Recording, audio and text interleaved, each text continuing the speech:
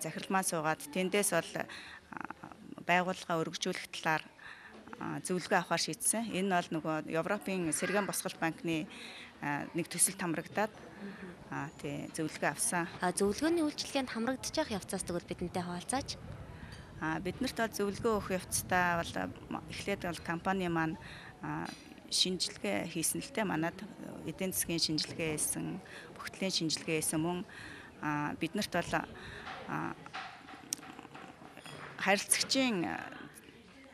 харилцагчийн үйлчилгээний талаар хичээл зарсан.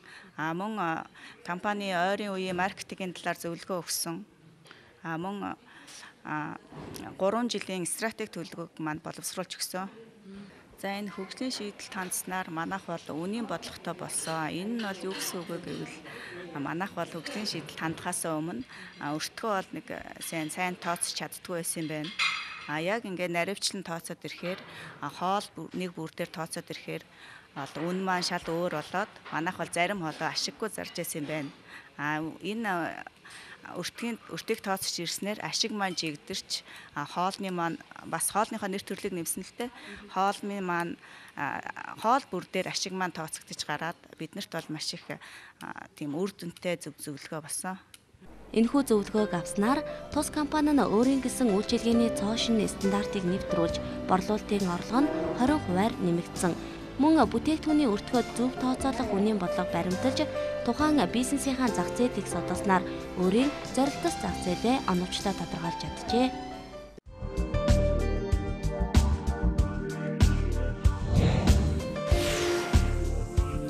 Бизнесийн амжилтын дүүхийг хөгжлийн шийдэл хамт бичэлцэн.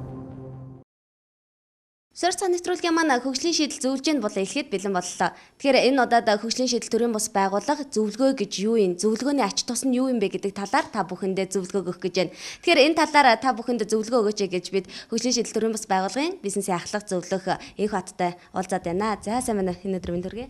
Сайн байна уу? За тэгэхээр манай үзэгчдэд зөвлөгөө гэж юу юм бэ гэдэг талаар ойлголт өгөөч. За ер нь бизнесийн зөвлөгөө гэдэг маань болохоор бизнесийн өнөөгийн нөхцөл байдал гадаад дотоод орчинд судалгаа, дүн шинжилгээ хийх, за мөн бизнесийн стратегийг тодорхойлох, бизнесийн үйл ажиллагаанд тулгарч байгаа асаад бэрхшээлийг хэрхэн даван туулах, өнөөгийн нөхцөл байдлаас хүлээгдэж байгаа үр дүнг бас бид нар таамаглах мөн бизнесийн хүрэх зорилтуудыг тодорхойлох, өөрөөр хэлбэл бизнесийн шин загварыг бий болгох үйл явцыг бол бид нар бизнесийн зөвлөгөө гэж хэлж байгаа. Одоо бизнесүүдэд маань ямар асуудал бэрхшээл тулгараад байна?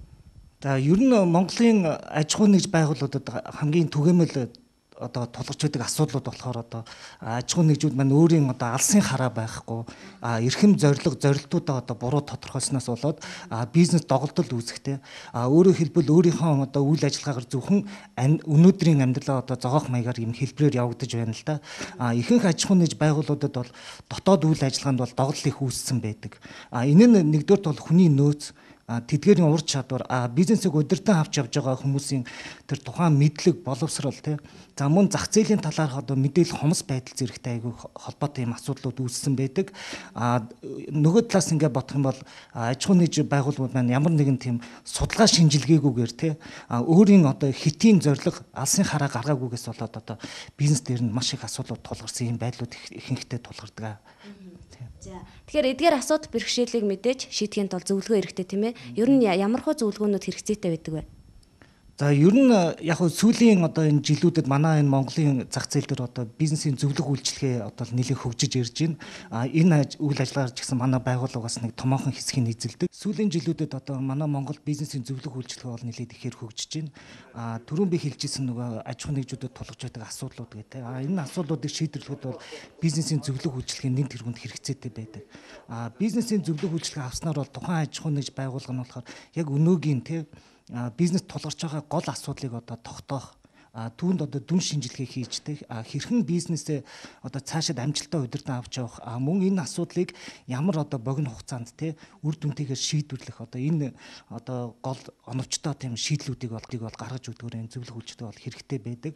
Нөгөө талаас тухайн бизнесийг удирдах байгаа хүн өөрөө бизнесээ нэг харах нэг өөр байдаг гэтэл хөндлөнгийн зөвлөх байгууллагаар бизнесийн зөвлөө өгж байгаа байгууллагын нүдээр харах бас нэг өөр байдаг. Энэ талаараа бол ингээд бодох юм бол аж аж ахуй нэгж байгууллагуудад бол бизнесийн зөвлөх үйлчлэгээ маш их хэрэгтэй. Өөрөөр хэлэх юм бол одоо тухайн зөвлөх бизнесийн зөвлөх хүн маань болохоор тухайн бизнест олж хараагүй тэр өвчнийг олж хараад эмчилнэ л гэсэн өөрөөр хэлэх юм бол тэгж ойлгож болно л да. Тэгээ мэрэгжлийн зөвлөх үйлчлэгээ одоо үзүүлж байгаа байгууллагаас одоо зөвлөх үйлчлэгээ авах юм бол магадгүй тэр бизнесийг амжилттай үр дүнтэй авч явахад бизнесийн удирдлагын чиглэлээр бол өөрийгөө зөв одоо цогцоож удирднаа авч явах юм боломжуудыг олгодогоор бол даваатай байдаг. Тэгэхээр одоогоор хөгжлийн шийдэл төрийн бас байгууллагын маань тийм ээ зөвлөгөөд яг ямар зөвлөгөөн дээр ажиллаж байгаа вэ? Ер нь ямар аж ахуй нэгжүүд хөвчлэн ямар төрлийн зөвлөгөөг их авч байна? За манай хөгжлийн шийдэл төрийн бас байгууллага маань болохоор бичил болон жижиг бизнесүүдээс гадна томоохон аж ахуй нэгжүүдэд бол бизнесийн зөвлөх үйлчлэгээ үзүүлдэг. Манай үйлчлэгээний нэг давуу тал болохоор бид нэр тухайн бизнесийн одоо үнэлгээ хийж тухайн нэн тэргүүд тулгарч байгаа асуудлыг тодорхойлдог. Энүүгээр бол манай үйлчлэгээний нэг давуу тал байдаг. Тэрнийхээ үндсэн дээр болохоор бид нэр тухайн бизнес тулгарч байгаа асуудлыг хэрхэн шийдвүү те ямар шийдлүүдийг одоо тэр асуудлаар шийдвэрлэж болох уу? Ямар оновчтой арга замыг сонгох уу те? Үүн дээр тулгуурлан бид нар бол бизнесийн төлөвлөгөө боловсруулж өгөх те. Ийм зөвлөх үйлчлэгээ бол бид нар үзүүлдэг. Одоогийн байдлаар бол бид нар Архангай, за Багнуур, Улаанбаатар хот эдгээр аймаг орон нутгаас бол бид нар аудитын компани, за зоогийн газар, за мөн барилга угсралтын компани зэрэг байгууллагуудад бид нар маркетинг болон стратегийн чиглэлээр бол зөвлөгөө өгöd байна. За бичил бизнесүүдийн хувьд болохоор бид нэн тэргуунд бас мөн адил нөгөө бизнес дээр нь үнэлгээ хийж асуудлыг тодорхойлсноор нэн тэргуунд одоо тулгарч байгаа ямар хэрэгцээ шаардлага байна тэрэн дээр нь үндэслэж бид нар бизнесийн зөвлөгөөгөө өгдөг. Ихэнхдээ бол бичил бизнесүүд маань болохоор нэгтлэн бодох бүртгэл, за мөн одоо борлуулалтаа хэрхэн нэмэгдүүлэх үү, хэрхэн одоо борлуулалтын сувгийг бий болгох уу, реклам сурчлагын ямар аргуудыг хэрэглэх үү эдгээр одоо чиглэлүүдээр бол зөвлөгөө авах тохиолдлууд их байдаг. Манай байгууллагаас мөн тухайн одоо бизнес эрхлэгч нар зориулаад бол бид нар бизнесийн төсөл бас бичиж өгдөг. За мөн бизнесийн төлөвлөгөө тухайн яг нэг асуудалд одоо тулгарч байгаа асуудлыг хэрхэн шийдэх тэр одоо хувилбаруудыг бий болгоод бид нар төлөвлөгөөг бас боловсруулж өгөх иймэрхүү үйл ажиллагаануудыг явуулдаг юм. Зөвлөгөө авсны үр дүнд болохоор аж ахуй нэгж байгууллагууд болон бизнес эрхэлж байгаа иргэд маань болохоор ямар үр дүн гарддаг вэ гэхээр нэгдүгээр болохоор тэд нар зах зээл эзэлж байгаа байр сууриа нэмэгдүүлэх за мөн тэрийг улам сайн бэхжүүлж бизнесийн зорилго өөрийн зорилт стратеги зөв тодорхойлсноор одоо бизнесээ амжилттай удирдах авч явах өөрөөр хэлбэл бизнесийн нэгдсэн бодлого төлөвлөгөөтэйгээр ингэж үйл ажиллагаа явуулж амжилтанд хүрсэн ийм одоо үр дүнгууд бас гарсан байгаамаа. Бизнес эрхлэгч та бүхэн бол өөрийн бизнесийн одоо нэн тэргуунд тулгарч байгаа асуудлаар одоо бизнесийн зөвлөгөө авах юм бол манай хөгжлийн шийдэл төрийн бас байгууллагын ямар ч одоо салбар нэгжүүд рүү хандаж болно. Энэ тохиолдолд манай бизнесийн зөвлөхүүд бол та бүгдийг ухтаж аван бол бизнестэй тулгарч байгаа асуудалд үнэлгээ хийм бол бизнесийн зөвлөх үйлчлэгийг үзүүлнэ. Тэгэхээр үзэгчид маань зөвлөгөөний талаар мэдээлэл өгсөн танд баярлалаа. Тэгэхээр үзэгч та бүхэн өөрийнхөө бизнест гадны хүнээр үнэлгээ хийлгээд тухайн бизнестэй тулгарч байгаа асуудал бэрхшээлийг тодорхойлохыг хүсжээвэл хөгжлийн шийдэл төрийн бас байгууллагын салбаруудаар хандхад боломжтой. Бизнес зөвлөгөөд танд хэрэгтэй мэдээлэл зөвлөмжийг байнга өгч явах болно. Ингээд дараагийн дугаараар хөгжлийн шийдэл зөвлөжөөнд булангаараа танд хэрэгтэй бас зөвлөгөөнүүдийг өгч явах болно. Ингээд энэ удаагийн хөгжлийн шийдэл зөвлөжөөнд болон өндөрлөж байна.